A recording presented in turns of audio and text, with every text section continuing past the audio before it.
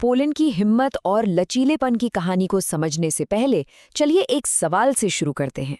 एक ऐसा सवाल जो इस देश की पूरी पहचान को कह सकते हैं बयां करता है। जरा सोचिए, एक ऐसा देश जो अपनी आजादी के लिए लड़ता रहा और लड़ता ही रहा, एक दो बार नहीं, उससे कहीं ज्यादा। तो सवाल ये है, आखिर कितनी बार? जवाब है 40 बार। जी हाँ, 40 बार। यही तो पोलैंड की असाधारण कहानी है। एक ऐसा देश जिसे उसकी कभी ना हार मानने वाली हिम्मत ने बनाया है। तो आइए इस सफर की शुरुआत करते हैं पोलैंड के नाम के मतलब और उसके भूगोल को समझते हुए। तो पोलैंड को पोलिश भाषा में कहते हैं पोल्स्का, और इसका मतलब पता है क्या है? खुले मैदानों की धरती। ये नाम सुनते ही वहां के दूर दूर तक फैले हरे भरे मैदानों की तस्वीर आंखों के सामने आ जाती है। यही तो है इसकी असली पहचान। और यही जो खुले मैदान है ना, ये यहाँ के करीब करीब 3,77,00,000 लोगों को जिंदगी को एक खास शक्ल देते हैं। अब देखिए, 61% आबादी तो शहरों में रहती है, लेकिन एक बहुत बड़ा हिस्सा यानी 39% लोग आज भी अपनी जड़ों से, अपने गांवों से जुड़े हुए हैं।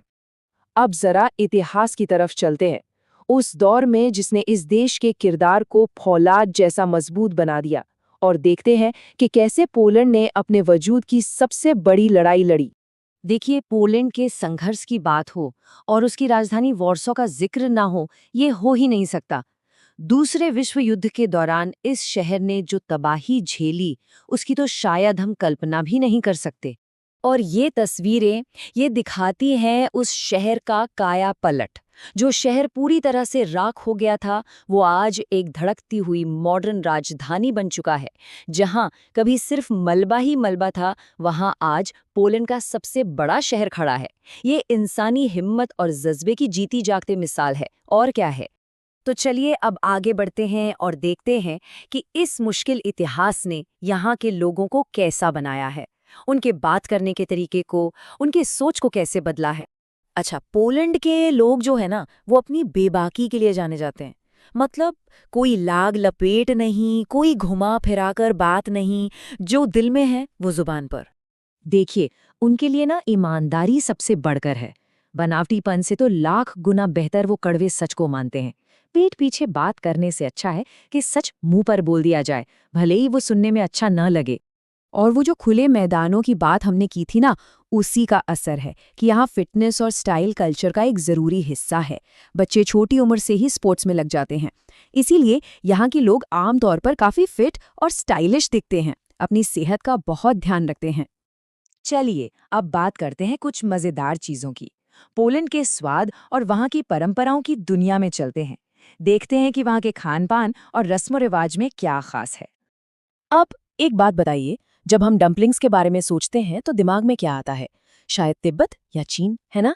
लेकिन रुकिए, पोलैंड का दावा है कि दुनिया के सबसे बेहतरीन डम्पलिंग्स तो उनके यहाँ मिलते हैं, और वाकई वहाँ का अनुभव ही कुछ और है। प्रकृति से इनका जुड़ाव एक और बहुत ही प्यारी परंपरा में दिखता है। वो है पूरे परिवार का साथ में मशरूम इकट्ठा करने जाना।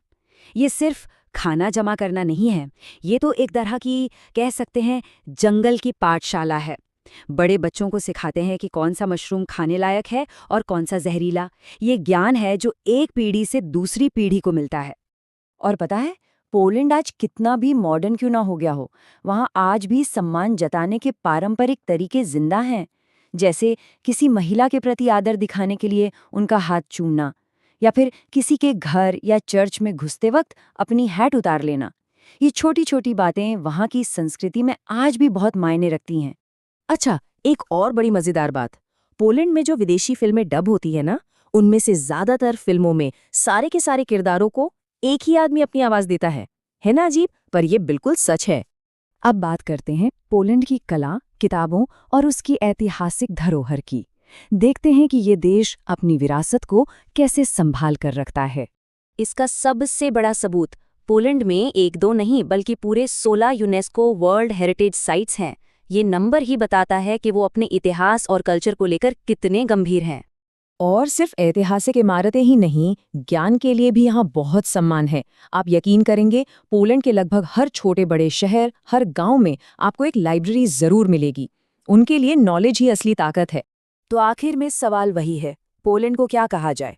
मुश्किलों से लड़ने वालों का देश, कलाकारों का देश, या फिर बेबाक और सीधी बात करने वालों का देश?